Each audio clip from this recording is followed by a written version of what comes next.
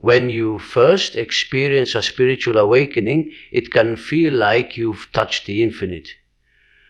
The illusions fall away, the noise of the world fades, and for a moment everything feels divinely aligned. You may feel euphoric, connected to everything and nothing at once, floating in a stillness that words cannot reach. But then, just as suddenly, the high fades. What once felt like ultimate clarity becomes fog again. You wake up one morning and that deep sense of purpose is gone. You wonder, did I do something wrong? But this is where many become confused, because what you're experiencing is not a fall, but a necessary descent. It is the void, and it always comes after awakening. This void is not a punishment or a sign that you've lost your path. It is the space between what was and what is becoming. The identity that once defined you, your beliefs, your goals, your roles in the world has been shattered. And so naturally, there's an emptiness, like standing in a house that has been stripped bare before being rebuilt. There's no direction, because the compass you once used no longer points north. And that's not because you are lost. It's because you are now being asked to navigate from a deeper place than thought, logic, or desire. The human mind doesn't like this. It wants structure, a new label, a next mission. But the soul doesn't operate on timelines. The space you're in, this silence, is sacred. It's not there to be rushed through. It is there to show you that meaning is not something you chase, but something that slowly emerges as you sit with what remains. Many turn back at this stage. They run toward the old life or chase new identities to escape the discomfort. But those who stay, those who have the courage to sit in the empty room, find something more lasting than any ecstatic vision. They find truth, because meaning, the kind that doesn't fade, is born not in the light, but in how gently you walk through the dark. You're not broken. You're becoming. Let the silence teach you what noise never could. Before the awakening, many of us chase purpose through roles and achievements. We're taught that meaning lies in having a clear goal, a measurable success, a socially accepted title. You become a professional, a parent, a seeker, a helper, and these identities give you structure. But after awakening, the structure collapses. What once motivated you now feels artificial. The titles, the praise, the ambitions, they no longer resonate with the deeper truth you've touched. And suddenly, you're left wondering what purpose even means anymore. This is the moment where many feel disoriented, not because they lack direction, but because the old compass was built for a self that no longer exists. The ego, in its cleverness, wants to recreate purpose in a new spiritual form, maybe through teaching, healing, creating, or achieving spiritual milestones. But if you're honest with yourself, even those things can begin to feel like disguises, ways to keep the self in control of what should unfold naturally. The task now is not to find new definitions of purpose, but to release the need for a definition at all. True purpose isn't something you invent. It is something you begin to notice arising from within, gently like a seed pushing through soil. And it often has nothing to do with what the world calls meaningful. It may be as simple as presence, as silent as being fully with someone in pain, as humble as creating without needing to be seen. It is only when you stop chasing purpose that you begin to embody it. It reveals itself in your breath, in your choices, in the way you exist when no one is watching, when you are no longer performing for an audience. spiritual or worldly, your actions become aligned with something timeless. This is where meaning is reborn, not from trying to be something new, but from allowing yourself to be nothing for a while and trusting that what arises from that emptiness will be real. You are not here to prove your worth through purpose. You are here to remember it through surrender. In the quiet after awakening, once the illusions have fallen away and the world no longer offers the same comfort or stimulation, and many find themselves suspended in a strange stillness, the grand questions arise. What now? Where do I go from here? But the answer doesn't come in some dramatic revelation or grand mission. It comes in the most unexpected places, in the ordinary, the overlooked, the simple. This is where the rediscovery of meaning begins. The awakened mind often expects a cosmic blueprint, something vast and transcendent to match the inner shift. But life humbles us in this stage. It draws our attention not to the stars, but to the soil, to the breath, to the small rituals that reconnect us with presence. A walk taken without a destination, a candle lit in silence, the slow act of making tea. These are not distractions, they are doorways. They anchor us back into the body, into the now, where the soul speaks in subtle ways. There's a kind of sacred intelligence in these small acts. They train the mind to let go of its addiction to meaning through intensity. They teach patience, repetition, stillness. Through them, you begin to build a rhythm with life again, not forced, not driven by ambition, but guided by something quiet and rooted. Meaning doesn't scream, it doesn't demand, it reveals itself slowly when we create space for it to emerge. This is why consistency in small sacred practices becomes essential, not because they make you more spiritual, but because they remind you that you are already whole, even in the absence of answers. The soul doesn't rush, it whispers, and you can only hear it when the noise of seeking has settled. It's easy to underestimate these moments, to overlook their power because they don't come with fireworks. But this is the new language of meaning, gentle, earthbound, honest. The more you return to these small acts with sincerity, the more they transform from habit into prayer.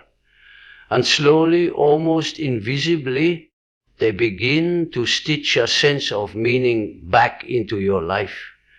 Not the meaning you had before, but one that's rooted in your being, not your doing. Sometimes the most profound transformation begins with the simplest act done in presence. After awakening, there's often a quiet expectation, sometimes spoken, sometimes unconscious, that you should now always feel aligned, peaceful, enlightened.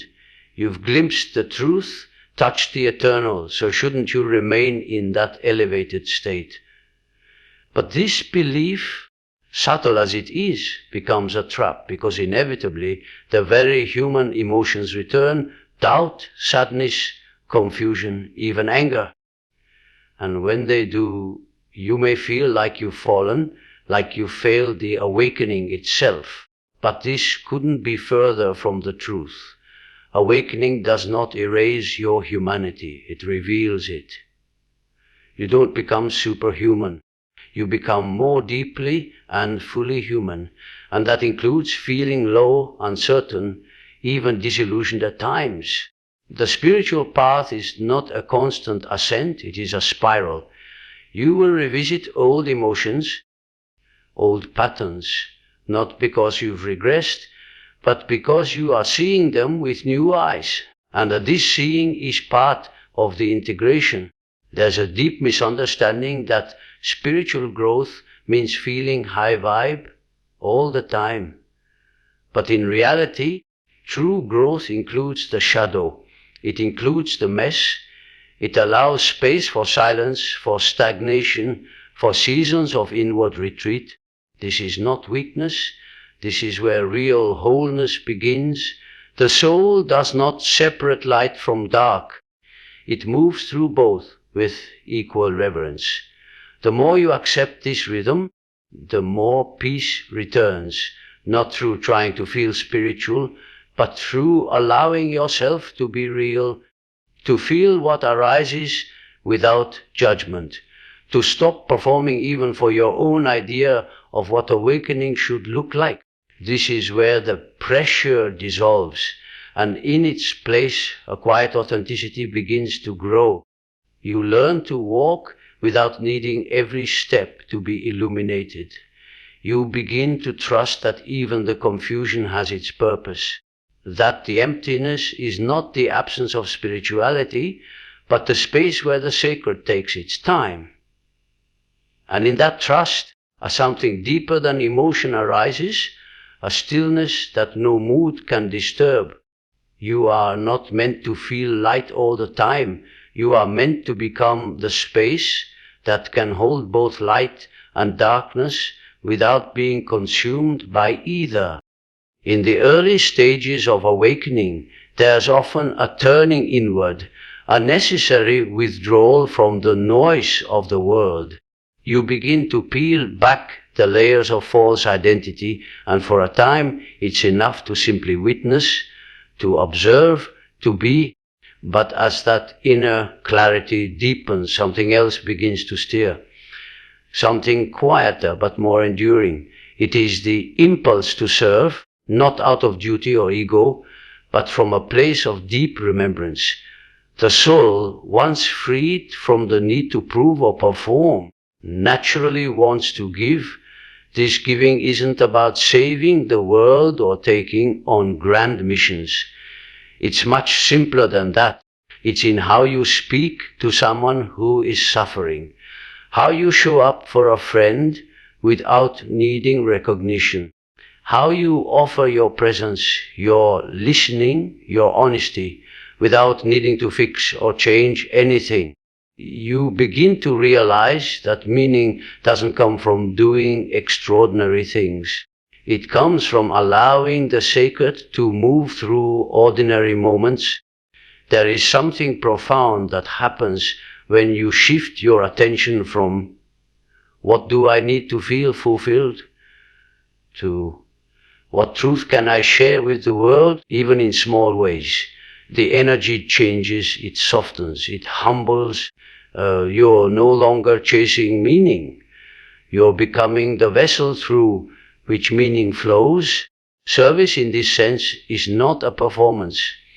It doesn't ask you to abandon yourself. On the contrary, it asks you to show up as you are, grounded in your own truth. It invites you to offer what's been revealed to you, not to convert others, but simply to radiate what you now carry. It may be through art, conversation, silence, or action. The form doesn't matter. The intention does. And what you'll discover is this, when you begin to serve something greater than yourself, not as an escape, but as an extension of your being, life begins to respond. A quiet joy returns. A deeper clarity emerges. Atomization. You start to feel rooted again, not because you found some external purpose, but because you've allowed the inner light to be shared. Atomization, meaning often returns when you stop seeking it and start embodying what you've already become. There is a stage after awakening that no one warns you about. The silence. It arrives after the visions fade, after the breakthrough settle, after the spiritual insights stop arriving in waves. And at first, this silence can feel like absence, like something has been lost. You might question everything, wondering if the light you touched was real, if the shift was imagined, if you've somehow drifted off course. But this stillness, this seeming emptiness, is not a step back. It is integration, and it is sacred. Integration is not dramatic. It doesn't always feel inspiring. It often feels like nothing at all, but that nothingness is rich. It is fertile ground. It is the space where everything you've seen and understood begins to sink into your body, your nervous system, your breath. It's where awakening stops being a moment and becomes a way of being, not through thinking about it, but through living it. This is the time when life asks you to move through the world without the constant thrill of revelation, to embody what you've glimpsed in the everyday, to trust that something deep within you is still shifting, still reorganizing, even when you can't feel it happening. That trust is the beginning of maturity on the spiritual path. And yes, it may feel like you're floating in between worlds, not quite who you used to be, not yet sure who you're becoming. But this liminal space is not a mistake. It is the soul's way of clearing room for the next layer of truth. Meaning isn't always loud. Sometimes it comes as a whisper. Sometimes it doesn't come at all, but quietly grows beneath the surface. Your task isn't to force clarity. It is to stay open while the roots of your awakening deepen, to allow confusion, stillness, even boredom to be part of your unfolding. This stage may not be glamorous, but it is essential. It's where your transformation becomes stable, grounded, real. And in time, you will see the silence was never empty. It was preparing you to carry your truth with quiet strength.